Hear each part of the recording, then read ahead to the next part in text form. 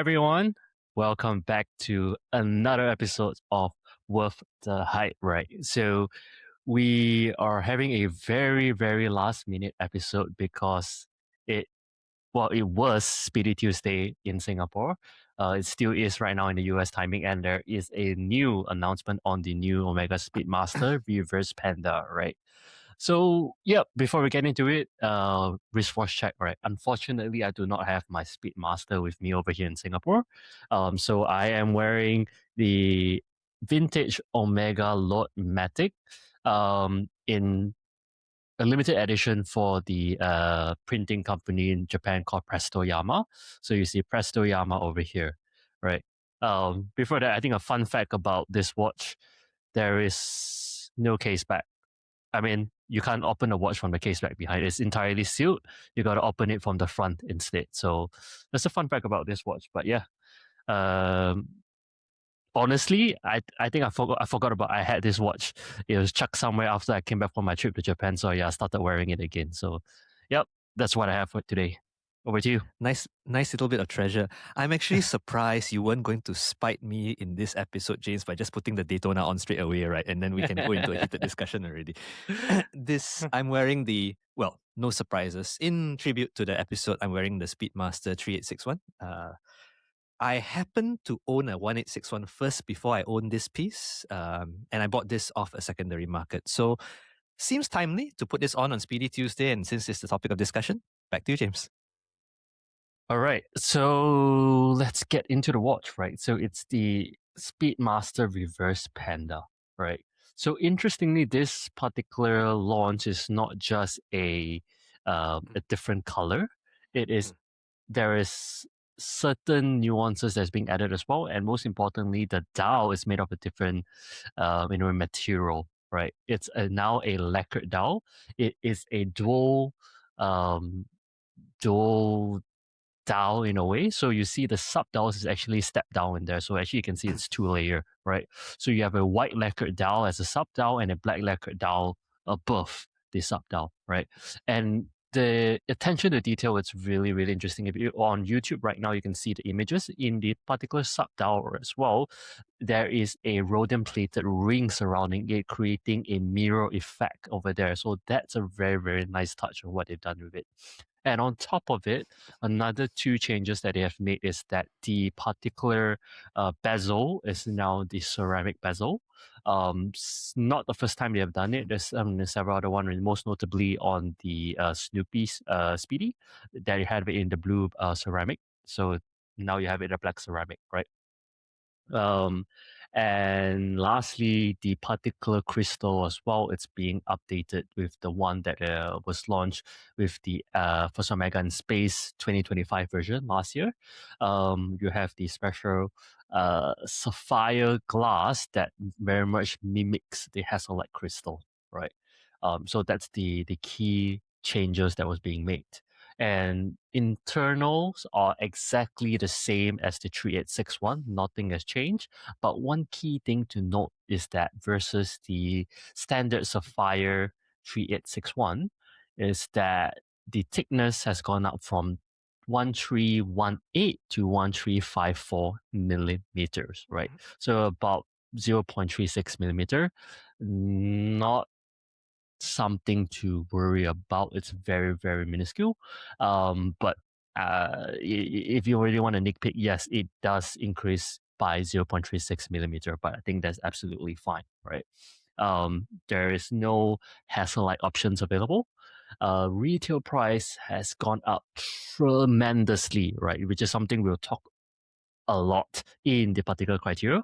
It is now 10,400 US dollar, which is I think 1,300 more expensive than the white variant and 2,600 US dollars more expensive than the black standard variant, right?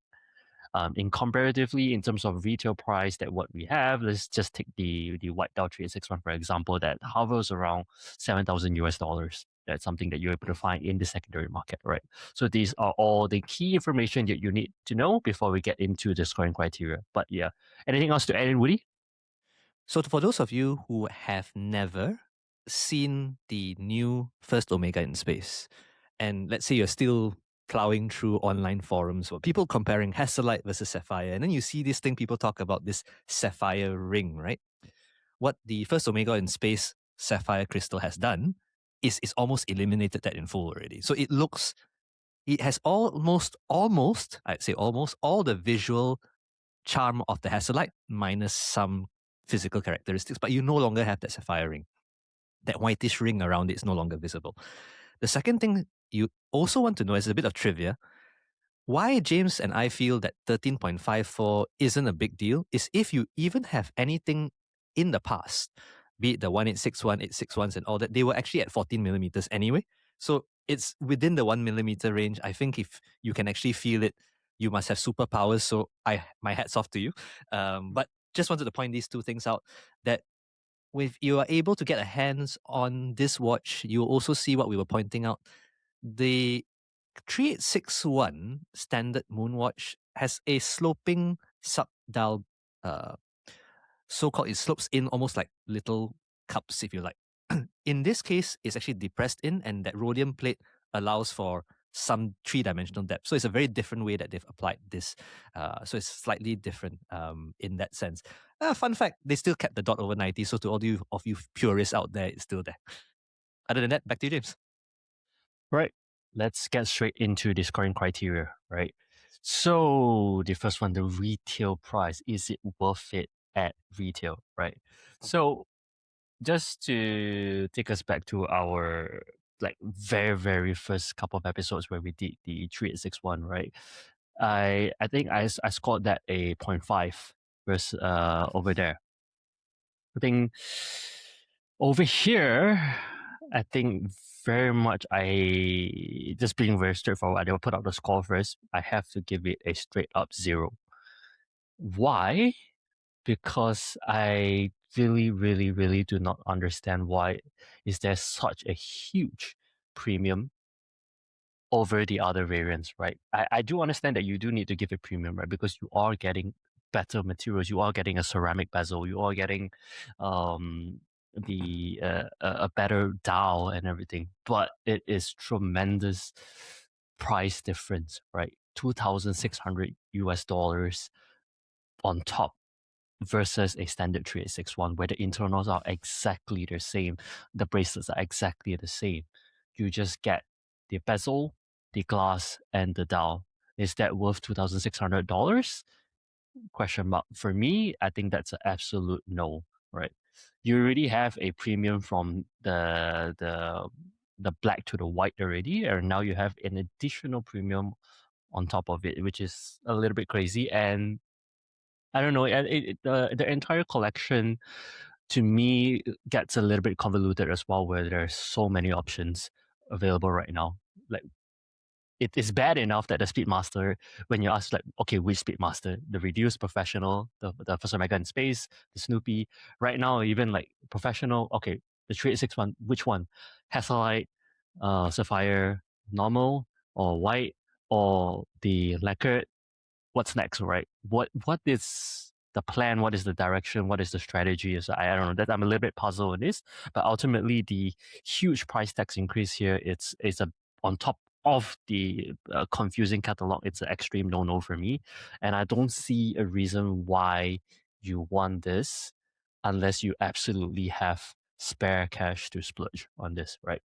But even then, even if you could, and you really must have the lacquered version, and you really must have the reverse Panda version, even though I highly recommend that you don't, you're better off getting it at a secondhand market, right? Because I think we said it again and again, looking at the price of the white variant as well on what you could get in the secondary market versus this, let's just say if you really want it brand new, yes, you could get it brand new at a secondary market for cheaper, right? In the gray market. That's something that you could do, and it doesn't make sense to buy it new. And people are going to come after me again and saying that what happened to the then retail experience and everything like that. But if you value that, then yes, by all means, that's something that you probably want to factor. Having a boutique experience, is that worth it or not?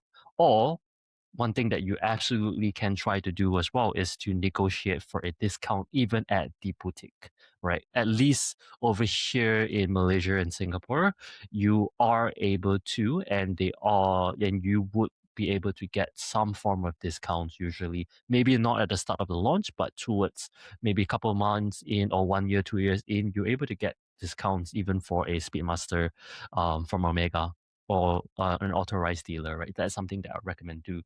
I wouldn't pay full sticker price on this watch, period. That's my take on this. Over to you, Woody. I think at this point of the video, James, you might want to put warning long rant coming from Woody, right? So I'll start with the controversial point, which some of you have heard me say this before, and there'll be many of you that would disagree with me as well. First and foremost, I cannot argue that when you have the bias of what a Speedmaster used to cost versus what it is now, there's no way you can say it's worth it at retail. Even with all the nice things that they've added, right? Everything that James says is true. I have to say, the problem that exists in the watch space right now, and all of you out there who are fans of this watch can defend it to kingdom come. But when you have a Rolex Daytona that's selling for what, 14 to 15,000 US dollars, and you can't even get it. If you are Omega and you don't want to devalue your watch, is your watch actually more inferior to the Daytona? History-wise, movement-wise, aside from the fact that it's one automatic versus a manual one, you cannot belittle yourself either. So the problem that exists here, and it's when in high tide, all boats rise, right? When the reference point for a chronograph, especially one that happens to be a white and black one, is a Rolex Daytona asking for 50% more than what Omega's asking you for. If you are okay with a Daytona price, we cannot complain about the price of the Omega, right? We caused this problem. We as enthusiasts, by virtue of saying that the Daytona is worth it at 14,000, have created the monster that is Omega, saying 10,000 is worth it for a Speedmaster. So we actually can't blame Omega for it. Now, if you ask me, will I pay 10,000 for this watch? Quick answer, 0, no. But I cannot blame them for that because on one hand, if I continue to price my product as Omega, and I don't work for Omega, so don't even bother trying to see whether I'm sponsored or anything. I have a problem from a business standpoint that I cannot belittle my product, so I have to find a way to increase my prices. Every year, Rolex increases their prices. Every year, Omega is doing the same now, right? So you have two chances to do it. One as an annual increase, and one when you release a new product. This is a business decision from Omega's end. They're basically trying to tell you, I have a great product here. I think it's not that much inferior, not inferior at all. In fact, it's more value to get. Heck, you walk in now, I'll probably give it to you. Go and line up wherever you want in a Rolex dealer. Good luck to you, right? Now, having said all that, the reality of the matter is the watch market prices are in a very, very strange place right now. I don't know if there's actually many, many watches in the premium mainstream brands, especially at the Omega level now, that are really worth the retail price. It's a race to the top almost, right? And at the point of which whether people are still going to transact, that is the question. I really don't know, but it's not going to be me. So long run aside, it's a 0. I wouldn't recommend you buy it at retail. Unless you happen to have I don't know. There's some people out there who get this so that they can get on the list to get the Snoopy, for example, right? Well, power to you. Maybe that's what you want to do, or maybe you want to get your name on a Ed White, which is actually more spiritually related because it's got the 3-2-1 movement in there as well. Maybe that's what you want to do. But otherwise, anyway, that's my long rant. Back to you, James. Right. So before we go on, right, let's spend a little bit more time on this, right? So I think what you mentioned is absolutely true. As a business perspective, they definitely need to find ways to increase the price to, in a way, follow closely to Rolex, right? But I think my issue with it is that it's within the catalog. The price Mm. difference between this and the the standard 3SX1s is just too big, and Mm. it just makes me question what is the position of this watch, right? Because in terms of it, we're trying to premiumize it and trying to, in a way, when people are looking for something more from the regular 386 ones, they have the ad white, as you mentioned. You have the Calibre 321 watch over there already, right? Mm. And actually, that has for the longest time was like the way to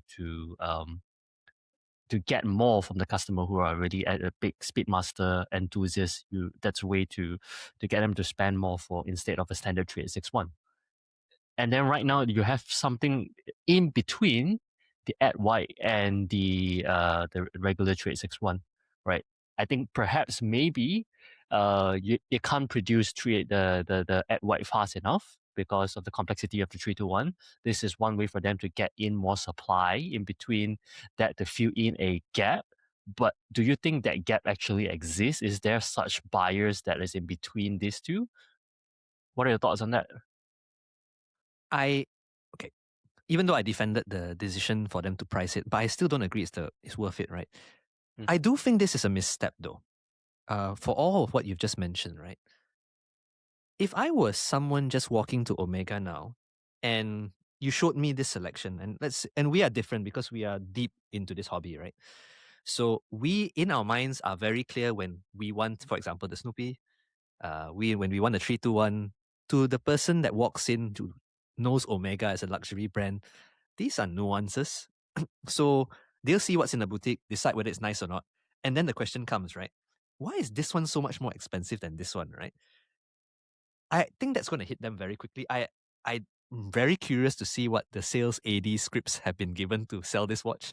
Mm. um, so, in an interesting point of view, I don't know, James, if you remember in the 2017s and 18s, right? Omega had a different problem. We called it the limited edition problem, right? They always came up with a new limited edition and they ran it. Now they've stopped doing that, but they add things to the catalog and they leave it there. And that creates a new dynamic, right? I actually don't know how this will be favorable for them. In fact, I almost feel like the market will decide for itself. Mm. And maybe after a year or so, and maybe that's the second criteria when you get to it, right? You will just get more discounts for this versus the discount percentage for another watch, right? Because they have to find a way to equalize it.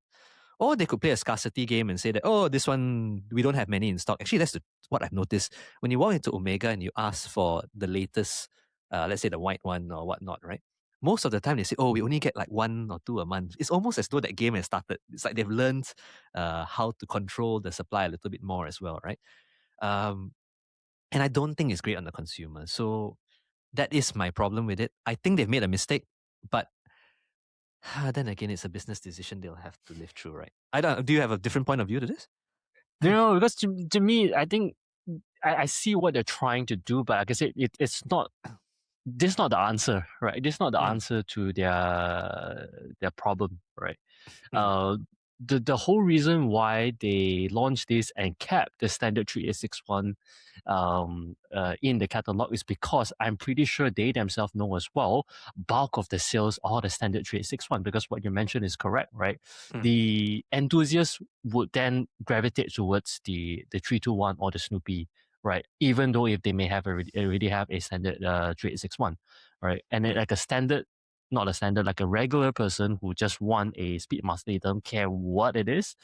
mm, They're not going to care whether it's a ceramic bezel, whether the glass has less milky ring and so on. In through a non-watch enthusiast eyes, this is not relevant, right? mm, So that's why it makes me question like who's going to buy this watch, because it sits in a very awkward spot um, where you may have people that actually like it and want it, but these people would also need to be able to, need to be okay spending additional 2,600 US dollars to get mm, this particular variant, which is a very, very, very small set of consumer left mm. to for this watch, right? So I don't know. Um, There's I'll a offer reason this why one. I don't work in Omega, so yeah. Yeah. Let's I'll go offer on. one other possibility though. Mm, And this is what I'm worried about, right? mm, And that's why I use the high tide analogy as well. Omega is really pushing to set a new benchmark for the price. And so what will likely follow is you will get an irregular increase in prices across its catalog as well. So what I mean to say is you're going to get a bigger jump in the next price increase for the base model. They'll start to progressively equalize it over the next 2 or 3 years, right? And they'll use that to bring them closer together to that high watermark. That is where my fear is right now. And there's no going back except market forces. So if you are buying it, then you're feeding the market forces. If you don't buy it, then maybe there's hope for the enthusiast community to get better prices, right? But that is my speculation that they're setting that watermark because there's no other way to chase that 14,000, 15,000 price at the moment without it being too stark, right? So if they do that, then they'll bring the rest up. But it will be not consistent. It's not like everything increased by 5%. I will increase for example, the white dial by 5% this year. I'll increase the standard 3861 by 7% instead, right? And then over time you will equalize. That's my speculation. Well, fair enough. Only time will tell. But yeah, let's not spend any more time on the first criteria. Let's move on. Is it worth it in the secondary market, right?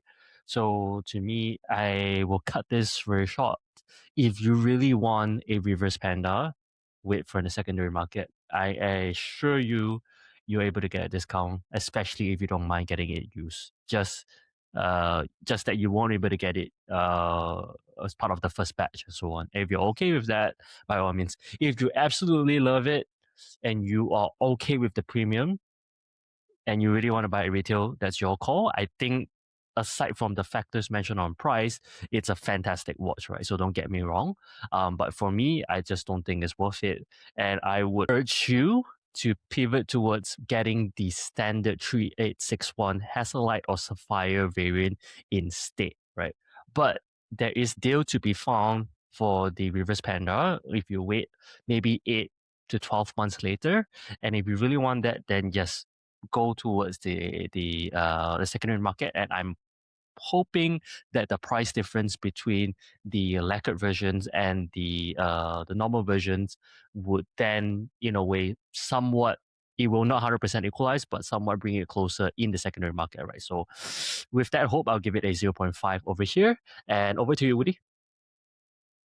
I think Speedmasters don't really hold their value in the market. Let's just put it this way, right? So if you look at first you take the Hasselite, it's operating at about 5,500 in the secondary market. I think it retails for about 7. And if you look at the Sapphire one, it's selling for close to 6,000 ish, and it retails at 7,000 plus. And then when you go up to the white dial, you will follow the same pattern, right? So technically, you're about to lose 20% in a year's time already. There's nothing outrightly special about this Speedmaster that makes it so exclusive or whatnot. So that 20% will almost drop almost immediately. Now, then at 8,000, let's say about 8,000 US dollars, I think if you now compare this with chronographs, and I'm a huge fan of chronographs across the spectrum, right, of the mainstream brands, and you like this design, I would say it's worth buying it on the secondary market. I still wouldn't, but for me, it's worth the full mark only because of how much less you pay for something you already like, right? Would I pay 8,000 for this? I would pay 8,000 over 10,000. I would pay less, obviously. All of us would prefer to pay less. But I actually feel that you give it enough time. And again, this is not a limited edition. It's not special in the long run or whatnot, right? Or if they end the production, maybe it's something else altogether. But should be able to get this few years down the road as well. And if you can wait, Speedmasters tend to be around. The marketing machine has been around for ages. You'll probably get a good deal of it. 25%, 30% off. Quite realistic of whatever the next price will be, right? So I'll give it a full mark here. Back to you, James. Right. On to the next criteria, right, which is aesthetics, right? I have to say, amongst all the current standard production model right now for the Speedmaster, this has to be the nicest one, right? Not talking about including the Snoopy and other different limited production. Yeah, this to me absolutely looks gorgeous, right? Just how um, instead of just looking at a picture, just take a look at the video as well. It looks really, really nice on the light play as well, how the lacquered dial dance in it. However, this point could then also be very subjective, right? Because it now has a total different look, right? It especially if you look at it compared to like a standard 3861, the 3861, especially if you look at the Hasselite version, it would look very very you can say either dull or more tool-like versus the current lacquered version, which the lacquered version is a lot more bling, is a lot more shiny. It's, in lack of better words, it's a lot more Rolexy, right? Which is perhaps that's also the direction that they are potentially exploring with, right? But that's taking that aside, I think it absolutely looks um beautiful. Everything just looks really nice together. No complaints at all. I actually like the color combination. It just gives it a little bit of spark that's very much needed to make this watch a little bit less plain, a little bit less boring or slash tool like, right? So this really gives it that additional flair needed. Yeah, so it's a full one over for me over here. I have absolutely no qualms about the aesthetic of it. I think it looks great. Aside from the pricing and stuff, I think it's a fantastic, fantastic watch. Right. So I think that's all I have to say on this. Over to you, Woody. I'm going to ask you this question before I answer my side, right? So if all prices of all the 3861s were equal, right, Mm. would you pick this one over the rest? Honestly, depends, right? If if I'm following the buying criteria I have on my 1861, I probably will not, right? Because I think I'm looking for a Speedmaster that is as closely resembles the original one as much as possible. If anything, I will get an Ed White instead. However, like a watch like this is like it gives a potential thought that's like maybe it's okay to own two Speedmaster, right? So that thought does come into play, right?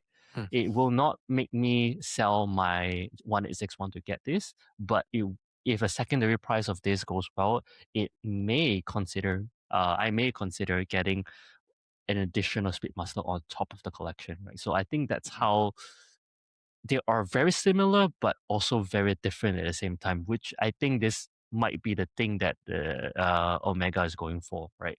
So the if I get an Ed White, I'll replace it. If I get a Snoopy or this particular reverse Panda, then it's an addition. So yeah, that's my answer. The only reason I was asking you this is the following thought that I had when I saw this, right? I found myself asking this question, and I think it's also a sign of where you are in the hobby. As you may have followed our episodes to date, you will realize that we've always made comments that we're always looking for something interesting now, right? A bit more color, a bit more contrast or whatnot already, just to spice up the collection. I find myself thinking that if I could choose it all over again, right? And to answer the question I asked you, I would actually pick this one. If all prices were equal, I'll pick this one. But there's this safeguard I have at the back of my mind, which a fellow watch enthusiast told me years ago. I didn't appreciate what he was saying then. I actually appreciate it now. The logic being as follows, right? If I pick up this one and I like the visual and whatnot, I will also know if I ever change my mind and want to pick up let's say the standard black 3861, right? It's everywhere. So I can still pick that up at a later stage. Whereas I can enjoy something decidedly different, uh, has something different to the norm as well. And then if I really have to scratch the historical itch and whatnot, I can still find an older one at a much better price than what this is going for, right? So I reckon that's the thinking here. So, and by saying that, I'm also giving away that I really like this design. But having said that, fun bit of trivia before it's a full one, by the way. Fun bit of trivia. If you are in the vintage hunting space, right? And someone like me, I've explored it before. Carreras are very famous chronographs by Tag Heuer, right? is actually the most expensive to pick up the Panda or reverse Panda as well. So maybe, just maybe, Omega is just observing what the market has said in the past, right? Like if you find all the old vintage Carreras, they have the all black, the all white, and the Pandas and the reverse Pandas. The Pandas and reverse Pandas, you have to pay a premium to get those over the blacks, all black, and the all whites. I don't think there was a difference in supply of all of them. It's more sought after. So I like it. Aesthetically, I like it. I like the fact that it's um it's got the contrast. I like that little attention to detail where you have the rhodium plating. It's just small things. I like the fact that you can see the movement, something that some brands don't ever give you. Nothing to complain here. So back to you, James. Fair enough. For the next two criteria, it's going to be very straightforward, I think.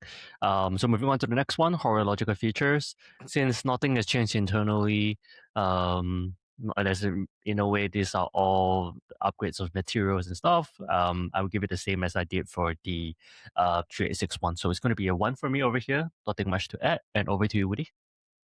I think the features here, same thing. I gave it a 1 before as well. It's still a 3861 movement, meta certified. You still have all the bells and whistles, see-through case back. Not fair for me to change the score for this either. So full 1 for me. All right. Lastly, on wearability, right? So like I said, the luck to luck and everything doesn't change. Yes, there is a 0.36 millimeter increase in thickness, but doesn't change in terms of wearability or whatsoever, right? It's a very, very, very marginal. So it's the same as what I gave for the 3861 as well. It's a 0.5 for me. Yeah, most people will not have an issue with this watch. And over to you, Woody. Similar thinking here. For those of you who have not watched I think the Speedmaster is one of our very first episodes, right?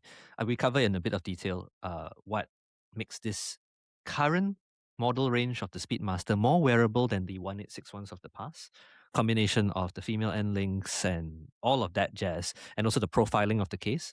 Added with the fact that all these new models also come with that little bit of on-the-fly adjustment. It's not as great as a T-Fit class, but it's still something.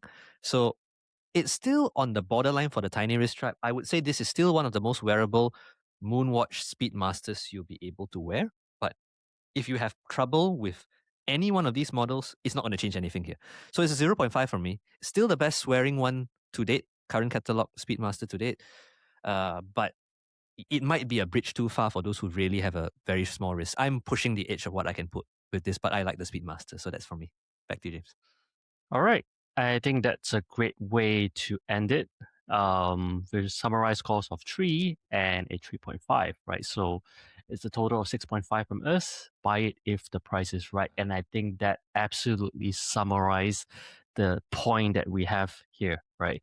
If you can afford it, if you have spare cash, and you can stomach the price difference, right? I think this is a fantastic watch, right?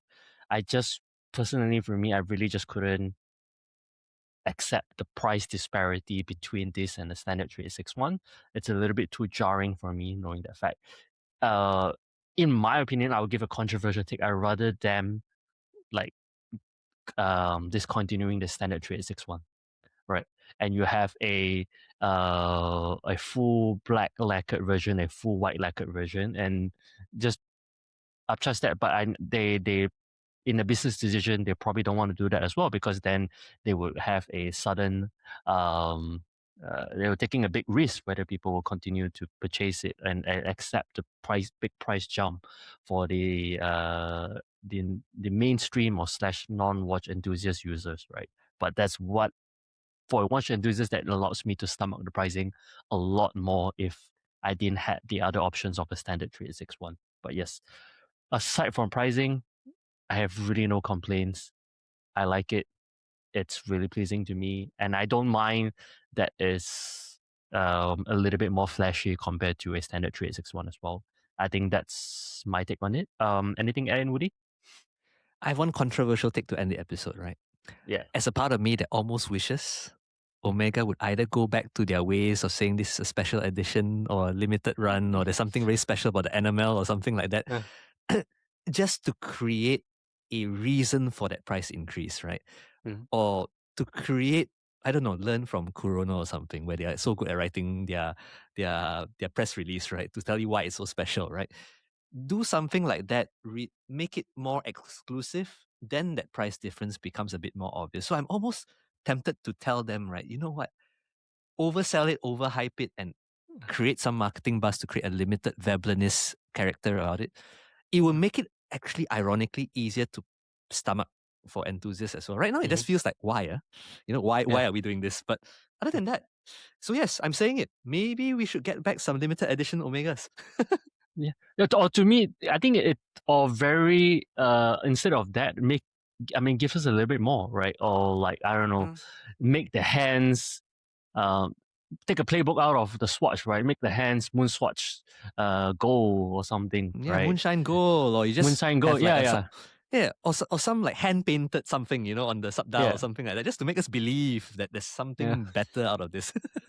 Yeah. So I think if that case, right, I'll be like, okay, then that justifies the price difference, right? And then it's like, it could even be limited production, but they don't say when, non-numbered limited production. I think that's fine, right? It will like create some urgency to really purchase it. But at the moment, it's just like, I'm like very, very reluctant or very, very hesitant.